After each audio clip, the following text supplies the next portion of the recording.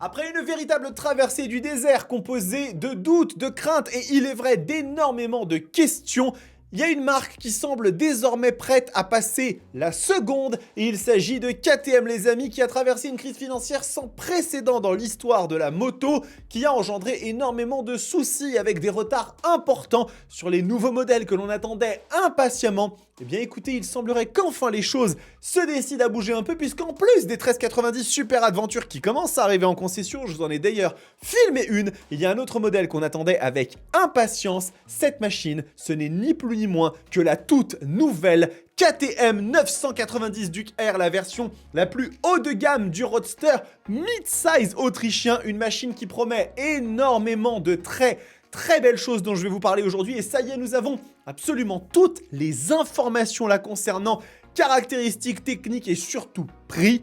Est-ce que le démon autrichien va venir un peu titiller les Britanniques et d'autres concurrents? C'est ce qu'on va savoir dans cette vidéo. Bonjour à toutes et à tous, j'espère que vous allez bien. On se retrouve pour une édition Alerte News de Moto Bistro, votre émission consacrée à l'actualité du monde de la moto. Et donc sans plus tarder, allons-y, lançons-nous dans la page officielle de cette KTM 990 Duke R qui apparaît déjà avec son prix dont on va discuter et qui semble assez intéressant quand même, hein. Je pense qu'il y a beaucoup de choses à en dire, mais bien sûr, on va s'attarder déjà pour commencer sur l'esthétique de la machine puisque, c'est une 990 Duke, ne nous y trompons pas, on retrouve les lignes caractéristiques du roadster mid-size premium de Mattighofen avec toujours, ces lignes taillées à la serpe directement de chez Kiska, le bureau de design autrichien.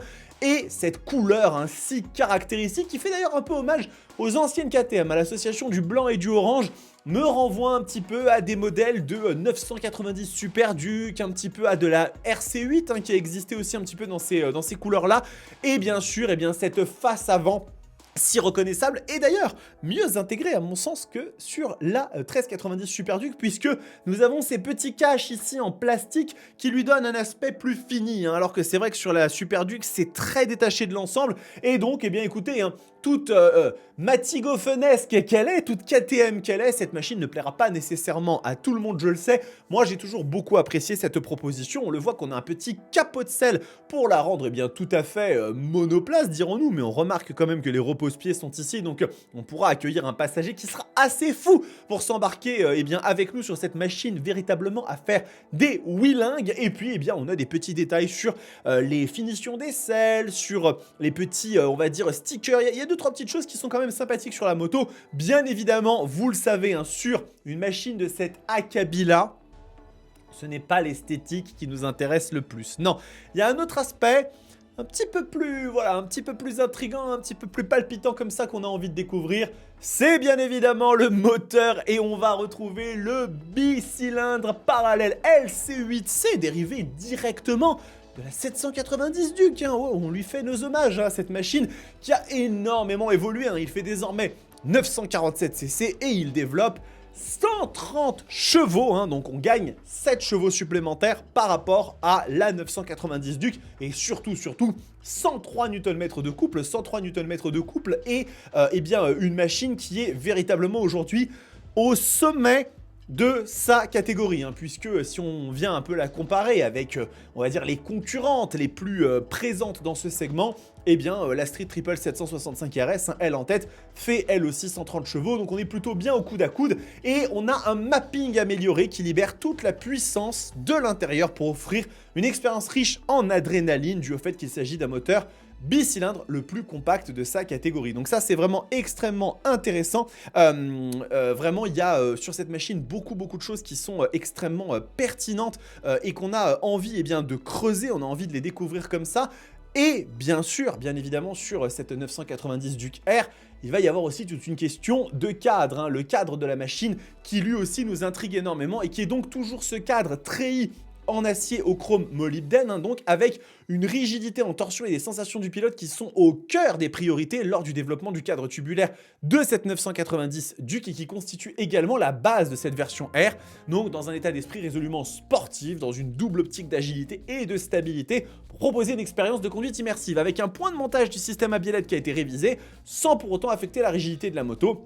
doté d'une boucle arrière en aluminium moulée sous pression qui intègre des admissions d'air latérales utiles à la forme et à la fonction. Donc c'est vraiment une machine qui a beaucoup évolué sur les aspects de dynamique, hein, et on a d'ailleurs un petit quelque chose qui est assez intéressant sur le bras oscillant de cette moto, puisque on a un bras oscillant à biellette qui est donc une première, hein, sur les nouveaux Naked LC8C, hein, les roadsters, forme identique à la 990 Duke vue de côté, mais adaptée sur le dessus pour raccorder un système à biellette, et en utilisant moins de matériaux, on peut gagner de la place, ce qui permet de connecter le levier triangulaire et la barre de pression au cadre, et donc on a un moulage qui est toujours sous pression par gravité, toujours avec la même flexibilité. Son introduction n'en est pas moins révolutionnaire. Ce qui est sûr et certain, c'est qu'ici, KTM ne se prive pas de faire éloge, hein, de la machine et de faire preuve de superlatifs à profusion.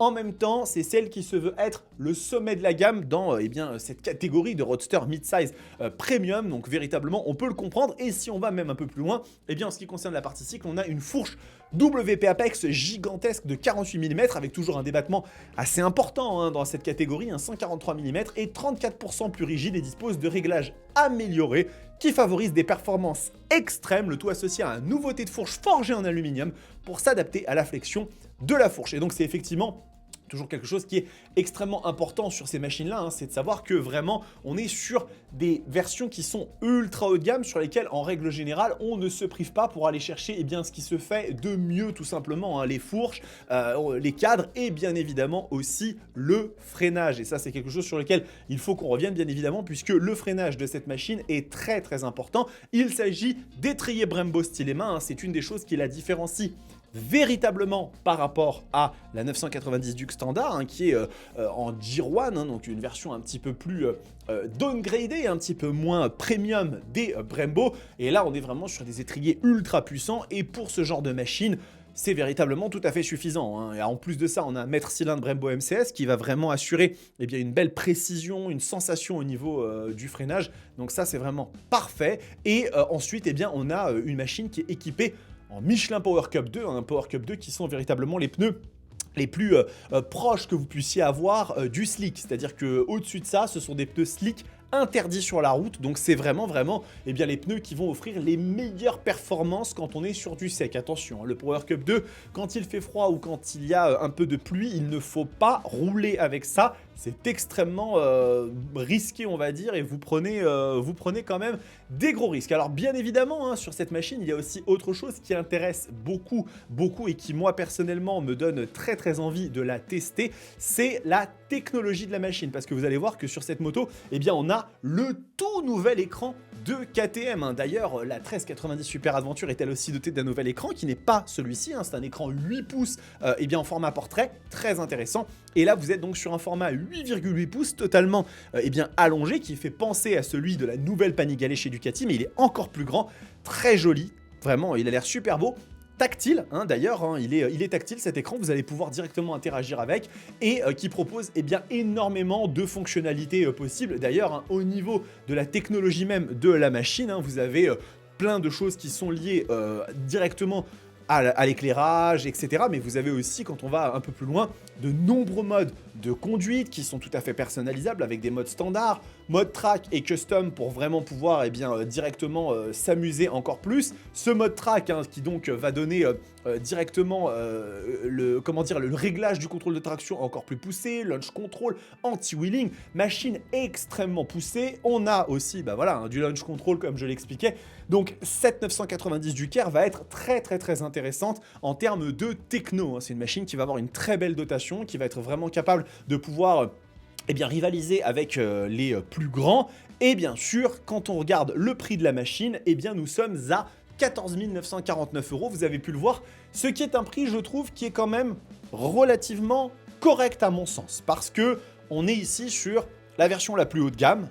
Quand on vient la comparer par exemple à une machine comme la Street Fighter V2S, on est quand même bien moins cher. Mais par contre, quand on vient la mettre en opposition par exemple par rapport à une Street Triple 765 RS, on est plus cher. Ça a toujours été un peu la philosophie de KTM, hein. Est-ce que c'est mieux? Est-ce que c'est moins bien? Ça, je ne pourrais pas le dire, hein. On a bien évidemment aussi la MT-09 SP qui, elle, est à 12 699 €. Un peu plus de puissance, un peu plus de couple, hein, sur la 990 Duker. On n'est pas encore à un niveau de prix qui soit équivalent, on va dire, à celui des concurrents les plus accessibles. Triumph et Yamaha en tête. Bien évidemment, comme je vous le disais, il y a aussi Ducati avec la Street Fighter V2S qui vont chercher encore un peu plus haut et un côté peut-être encore un peu plus premium. Mais je pense que cette machine a quand même le potentiel de véritablement bien se débrouiller. Par contre, effectivement, vous le savez, c'est toujours la même histoire. Il y a des options, le fameux Tech Pack. Alors, comme KTM le font d'habitude maintenant, il est offert pendant les 1500 premiers kilomètres. Et ensuite, si vous souhaitez le conserver, il faut passer à la caisse. C'est un move que je n'aurais pas forcément fait avec cette crise financière qu'ils ont traversée. Je pense qu'il aurait été judicieux de faire un geste pour les clients et de permettre véritablement d'aller chercher quelque chose de offert pendant un an, au moins à tous les clients qui achetaient des 990 Duker et d'autres machines dans la gamme. Mais c'est peut-être aussi des contraintes financières qui sont trop importantes pour KTM. Donc, nous verrons bien ce qu'il en est. En tout cas, cette nouvelle 990 Duker me hype x 1000. J'espère qu'elle arrivera rapidement en concession et chez Espace Murit pour qu'on puisse vous en faire le test, parce que vraiment là on est sur typiquement ma cam, ma typologie de machine que j'adore. Et de tous les moteurs de cette catégorie là, il est vrai que jusqu'à aujourd'hui, peu m'ont autant hypé, autant enthousiasmé que celui de la 990 Duke. Le LC8C, c'est une véritable usine à sensations ultra remplie en bas, encore bien plus que la Street Fighter V2, encore bien plus qu'une MT-09 SP. Donc j'ai vraiment hâte de voir ce que ça va donner. N'hésitez pas à me dire ce que vous pensez de cette version survitaminée de ce Roadster mid-size chez KTM. Est-ce que c'est une machine qui vous plaît? Est-ce que vous pourriez craquer? Le prix vous semble-t-il accessible, ou tout du moins un peu plus dans les normes de ce qui peut se faire, ou est-ce que c'est toujours trop cher pour vous? Je suis très preneur de vos opinions, et en attendant les amis, on va se retrouver très vite pour beaucoup d'autres contenus, parce que là j'ai tellement de choses à vous présenter encore qu'on n'est pas prêt de s'arrêter. En attendant, prenez soin de vous, kiffez vos bécanes. Ciao!